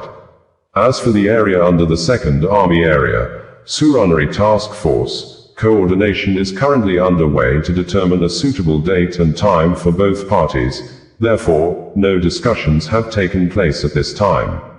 The Royal Thai Army will provide further information if the detailed results of the discussions show any progress. The 2nd Army Area detains surrendering Cambodian soldiers and upholds humanitarian principles in care and medical treatment of wounded personnel. Today, the 29th of July 2025, Major General Wintai Suveri, Army spokesperson, disclosed that the 2nd Army Area has reported the results of detaining 18 Cambodian soldiers following the clash incident in Samtai Area, Kantharalak District, Sisaket Province. The incident occurred after the Cambodian side employed heavy weapons and indirect fire weapons, firing into Thai territory. The Thai side subsequently deployed the Cavalry Battalion Task Force to conduct counter-operations and clear Cambodian positions. During these operations, several Cambodian soldiers surrendered without displaying any threatening posture or behavior toward the Thai side. The unit proceeded to disarm and detain them according to proper procedures, strictly adhering to international humanitarian principles. The detainees comprise 18 personnel, 1 second lieutenant, 2 master sergeant second class, 12 sergeant, 2 corporal, and 1 lance corporal. Among them, 1 person sustained injuries, Sergeant Momriti, who suffered gunshot wounds to the right hip and left arm. The Thai side subsequently arranged for his surgical treatment at the hospital. Additionally, 2 fatalities were discovered in the area. Currently, all Cambodian soldiers remain under detention at a secure location within the 2nd Army Area, where basic care provisions have been arranged, including clothing, food, drinking water, and medical treatment as necessary. Care is provided in accordance with international military standards of practice and adheres to international humanitarian principles. Subsequently, relevant procedural processes will be implemented. Regarding the deceased, the Thai side will proceed to repatriate the remains of the fallen according to international standards of practice for the dignified treatment of war dead. The Royal Thai Army continues to uphold human rights principles, international humanitarian law, and the obligations of Thailand under the Geneva Conventions regarding the proper treatment of enemy soldiers and the deceased. The Second Army Area reported that the Cambodian side violated the ceasefire agreement, with disturbances and weapon attacks found in multiple areas. The Thai side therefore responded accordingly to the situation. Regarding the meeting between military unit leaders in the area, the Army spokesperson revealed that efforts to proceed with the meeting continue. The Royal Thai Army received a report from the Second Army Area regarding the situation along the Thai-Cambodia border. After the Thai side complied with the ceasefire agreement after 2,400 hours and closely monitored and tracked the frontline situation, military units in the area reported Cambodian military operations in multiple incidents throughout the night until this morning. Disturbances and the use of supporting weapons firing into Thai territory were found in several areas, including Chong Bok area, Chong Anma area, Sam Tay area, Prasat Tarkwai area, and Phu Ma Hua area. The Thai side responded to the situation by deploying frontline forces and using supporting weapons to suppress the Cambodian military operations.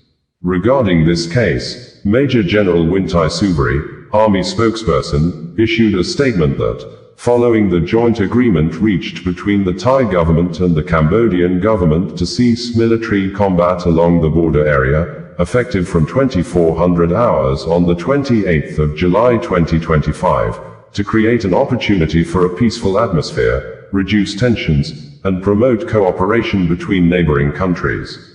The Royal Thai Army clarified that the Thai side strictly complied with the said agreement by implementing a ceasefire in the Thai-Cambodia border area immediately upon the designated time with sincere intentions and firm adherence to the mutual commitment agreed upon by both governments. However, it is deeply regrettable that at the designated time, the Thai side continued to detect that the Cambodian side had used weapons to attack Thai territory at multiple points, which constitutes a deliberate violation of the agreement with the intention of destroying the system of mutual trust. The Royal Thai Army therefore condemns such actions, and the Thai side finds it necessary to implement appropriate retaliatory measures under the legitimate right of self-defense. The Royal Thai Army affirms that the Thai side did not use military force for aggression but to defend against encroachment and maintain national sovereignty under international rules. Additionally, the Army spokesperson disclosed regarding the scheduled meeting between military unit leaders of both sides, which was planned to be held this morning, that efforts continue to proceed with discussions between military leaders of both countries. It is currently known that the time has been adjusted to 10 o'clock hours, and other details will be disclosed again. Today, the 29th of July 2025, at 11:45 a.m., the Royal Thai Army received reports of personnel casualties from combat on the 28th of July 2025, totaling 3 individuals as follows. 1. Master Sergeant First Class Theriot Sejuj from the 3rd Infantry Battalion, 13th Infantry Brigade. 2. Sergeant First Class Aparom Songput from the 3rd Infantry Battalion, 8th Infantry Brigade. 3. Private Theriot Krajangthong from the 2nd Air Defense Regiment, 2nd Air Defense Brigade.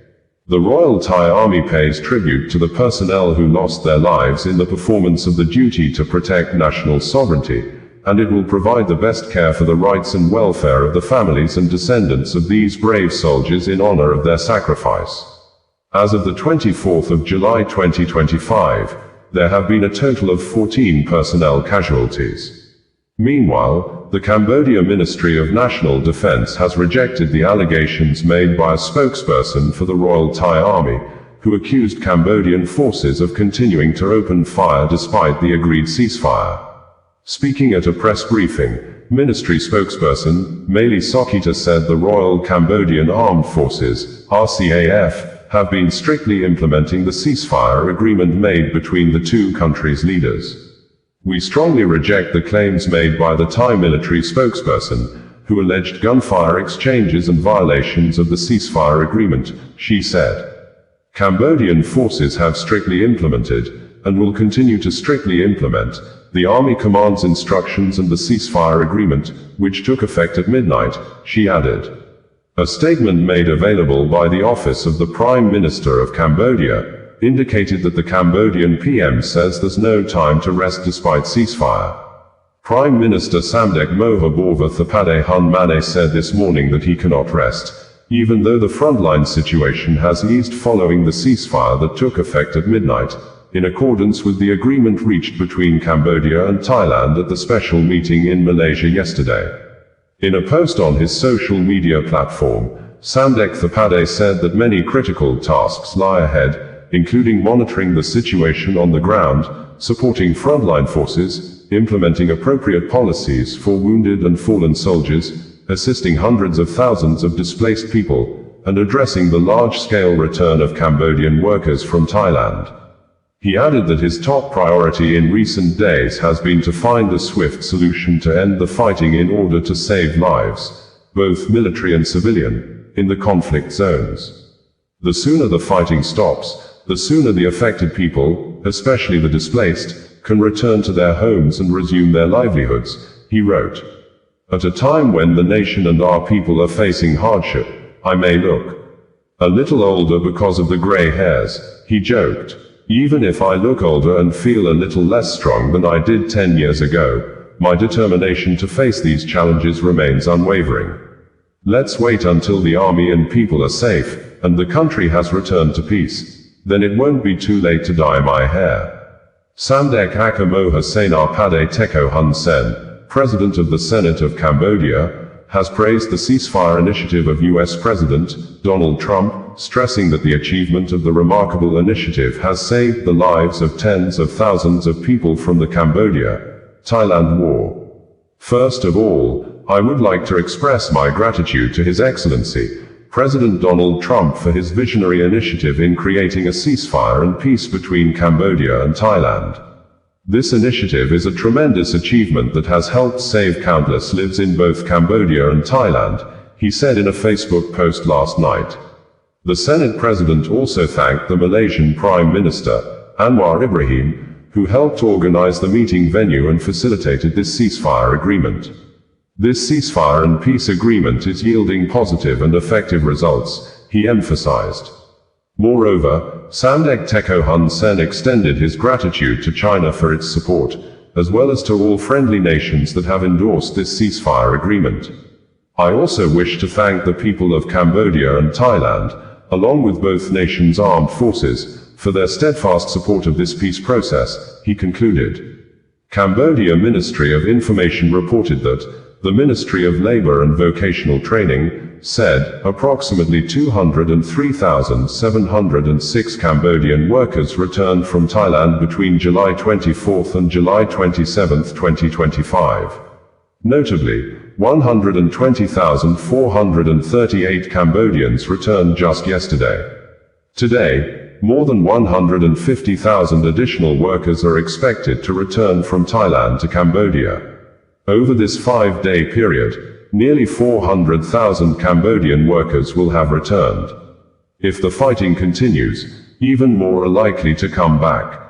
We had reported that the Royal Thai Army and the Cambodia National Ministry of Defense have both denied firing the 10 projectiles that destroyed civilian houses and properties at Emerald Triangle, a city in Laos on Thursday, just as both government establishments confirmed early in the morning on Sunday that fighting continued through Saturday night to Sunday morning night despite President Donald Trump of the United States' U.S. statement on Saturday that he has spoken on phone with both the Prime Minister of Cambodia and the acting Prime Minister of Thailand, asking the two parties to agree on immediate ceasefire and failure to do so. According to Trump, U.S. will not make any business deal with both countries. In his words, Trump said, "We happen to be, by coincidence, currently dealing on trade with both countries, but do not want to make any deal with either country if they are fighting, and I have told them so. The call with Thailand is being made momentarily. The call with Cambodia has ended, but expect a call back regarding war stoppage and ceasefire based on what Thailand has to say. I am trying to simplify a complex situation. Many people are being killed in this war, but it very much reminds me of the conflict between Pakistan and India, which was brought to a successful halt. We had reported that Asia is apparently becoming a continent of war as hope of achieving peace in the continent appeared slim since 2023 when fresh wars broke out in the Middle East Asia after Hamas attacked Israel, forcing Israel to launch a multi-front wars in Gaza, Lebanon, Syria, Iran and Yemen. This occurred as Russia, that has parts of its territory in Asia, had in 2022 launched a full-scale war against its neighboring European country, Ukraine, which the multiple wars have led to millions of deaths, with many in the world expecting an end soon. But, while many in the world hoped for permanent end to the deadly wars, another fresh war broke out during the week on Thursday in the Southeast Asia between Cambodia and Thailand after soldiers from Royal Thai Army of 14th Infantry Battalion on Wednesday stepped on a landmine at Huaibon, Chongan Ma, Nam Yuen District, Ubon Ratchathani Province, within the Thai-Cambodia border area, causing severe injury to one Thailand soldier while 4 other soldiers sustained some level of injuries, making the acting Prime Minister of Thailand, Phumtham Wechayoi, to recall the country's ambassador from Phnom Penh and expelled Cambodia's ambassador to Thailand, leading to heavy military confrontations starting next day morning, which Cambodian news agency on Saturday reported that tens of thousands of innocent Cambodians, including children, pregnant women, and the elderly, have been forced to flee the military aggression along the border areas, including Preah Vihear, Oddar Meanchey, and Persit, and the Royal Thai Army also on Saturday released a video of its men hoisting the Thai flag at a location and stated that the Thai national flag was raised atop Phu Makwea, following Thai military operations to assault and seize the Phu Makwea area, where it said the Cambodian forces had been heavily positioned, adding that the area was successfully captured during the evening of war on Friday, while the Prime Minister of Thailand, Paetongtarn Shinawatra, who is currently on suspension, blamed the cause of the war on alleged powerful criminals in Cambodia, saying, "The conflict stems from the Thai government's efforts to crack down on call center crimes, dismantling a network of immense financial interests linked to influential groups in Cambodia." Notwithstanding, the Prime Minister of Cambodia, Samdech Mohabova Thapade Hun Mane, in a statement called on Cambodians not to attack businesses and citizens of Thailand living in Cambodia, adding that, after the Prime Minister of Malaysia and the rotating chairman of ASEAN, Anwar Ibrahim, intervened in the matter on Thursday, both countries agreed to a ceasefire slated to start on Friday by 12 a.m., but, an hour after Malaysia Prime Minister told him that Thailand has agreed to the ceasefire, Thailand rescinded its decision and continued military actions against Cambodia, and the Cambodia Ministry of National Defense spokesperson, Lieutenant General Maili Sokita, in an operational updates on Saturday, said that Thailand has continued to expand its military, including its infantry forces, heavy weaponry into Cambodia territory. Bringing you the news in a more digital way. Nigeria on Monday staged an uncommon welcoming ceremony to appreciate and celebrate the country women football team, who may be apparently correct to be described as winning queens of Africa, as they landed at the Nnamdi Azikiwe International Airport in Abuja after the Super Falcons of Nigeria defeated the host Lionesses of Morocco by 3-2 in a breathtaking and thrilling final football match held in Rabat, the capital city of Morocco, on Saturday, marking the 10th triumph of the Super Falcons on the continental stage after the previous triumphs in the Women's Africa Cup of Nations, WAFCON, consecutively in 1998, 2000, 2002, 2004, 2006, 2010, 2014, 2016, 2018 and recently for the 2024 Africa Continental Women Tournaments. Many top government officials, most especially governors and ministers like the governors of Kaduna, Uba Sani, governor of Kwara, Abdul Rahman Abdul Razak and Imho State, Hope Uzodimma, gathered for hours at the Nnamdi Azikiwe International Airport, Abuja, waiting the Super Queens of Africa to arrive, and after welcoming the women football icons home, The governors led the amazing stars of Africa to the West Africa country's presidential villa known as Aso Rock, where President Bola Ahmed Tinubu conferred on the 24 Super Falcons football players and the 11-member technical team the National Honors Awards of Officer of the Order of Niger, OON, and gifted them houses each in Abuja with $100,000 each for the 24 women players, which total sum is approximately equivalent to 3.6 billion nairas based on 1,509